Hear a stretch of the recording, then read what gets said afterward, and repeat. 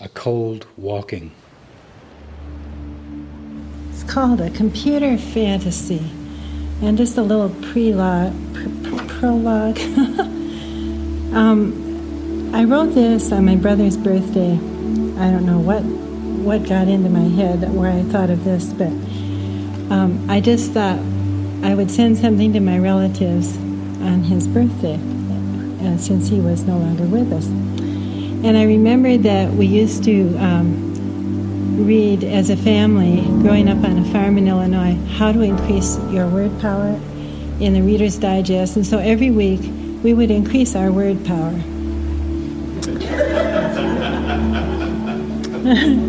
Probably, I don't know with how many words. So, a computer fantasy, a romance.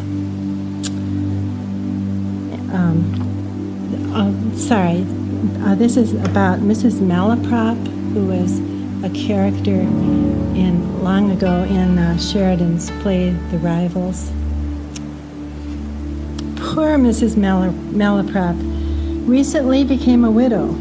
Grief-stricken, she decided to assuage herself at an elegant soiree to which she had been invited, consequent to her husband's demurrament service at the funereal parlor. Although she was in deep dudgeon after his final interrogation into the ground, she was not interred from accepting a most egregious and gratuitous invitation to a soiree given by the Duchess of Brattle-Prattle. Once there, she encountered persons who were very differential, or at the very least, quite sympathetically fallacious. In their desire to show abject sympathy for her, they were more than elocutionary. They were, in fact, quite redundant, shedding copulating tears, even as they hid their smacking teeth behind enormous hankies. There was a daunting variety of avaricious and wonderfully salacious, even misspelled hors d'oeuvres. So soothing for Mrs. Malaprop's expending spirits. At this same party, having been pillared for good behavior and allowed to leave prison prematurely, but with entire legalism, the witty and benignant American dignitary, Mr. Agnott, was holding forth with his famously prolific aggrandizement of the language of our forefathers and foremothers. Still cities. With scarcely congealed delight in her burgeoning bosom, Mrs. Malaprop approached the obsequious celebrity, shyly inquiring, "Oh, Mr. Agnott, how have you been perusing yourself?" "Well, I tell you, it has been a very severe and difficult experience in jail. You see, there were no nattering nabobs, nor effete intellectuals there, only hardened criminals. I never thought that I would be forced to eat my words. Oh, my dear Mr. Agnott, I feel piteous for you, for what has been a tendentious, but I am sure a particularly illusionary experience in every way." Mr. Agnott thought to himself, "Here at last is someone who will understand me, and with whom I could have a most fulminating conversation on the myriad of interstices of this increasingly colonoscopic world." Cold walking. And so, with no thought as to the appropriation of his intent, so soon after the demisement of the utterly belated Mr. Malaprop, he said on bended knee, "Oh, please marry me today. I have been looking my entire life for someone like you to commiserate and meander my declining years as I go gauntly into the night to meet the grim rapper. The split. I think you would understand my need for someone who could not only bring me my pipe and slippers, but also join in the semi-occasional game of Scrabble or other illicit word conundrums. if you see what I am alleviating to get at. Mrs. Malaprop, her eyes swollen with serene but surreptitious tears, nevertheless saw her chance out of welfare as she knew it. However, not wanting to appear too disparate, she said, "My dear Mr. Agnott, I am so extremely flatulent. I do not know what to say, walking. particularly on or in behalf of those less so, on behalf of those less so, not to mention others, myself and others, fortunate. I do require just an infinitesimal amount of time to prognosticate on such a portentful and profligate invitation. So let us agree for the moment to remain unconscionable and find another soiree that might have an imbibement or something equally salacious to go along with the contentious food items so splendidly out of context on these platters."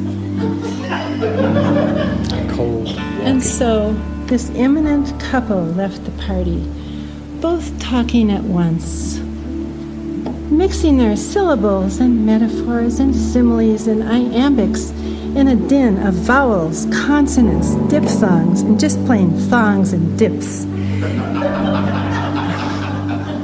In a retardando of diminishment, vanishing in the all too distant distance.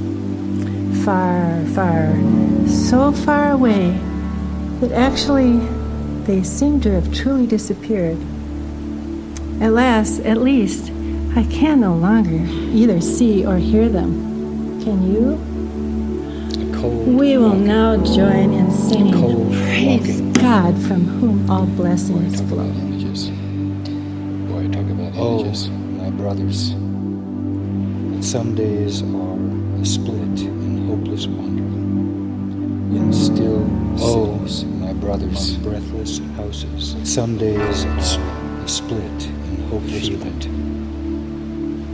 Breaking in on the bones. Time, my brothers, to see me here. A cold walking, bladed on the midnight watchdog's teeth. Boy, talk about images. Oh, my brothers, that some days are a split in hopeless wandering. In still a cold walking on breathless houses. Boy, talk about images. Oh, my brothers, that some days are a cold walking. Boy, talk about images. It's called a computer fantasy, and just a little prologue. Time, my brothers, to see me here, naked, bladed on the midnight watchdog's teeth. The moon, a smooth wonder, tentative, cold walking. Boy, talk about images. Oh, my brothers, that some days are a split in hopeless wandering. In still cities, among breathless houses of the cold snow. Feel it, breaking in on the bones. Time, my brothers, to see me here, naked, bladed on the midnight watchdog's teeth. The moon, a smooth wonder, tentatively felt, beaming in the iced air. My heart split on the noisy teeth of all those million days unlived. Death, as they always were to me, in the all but unbearable now.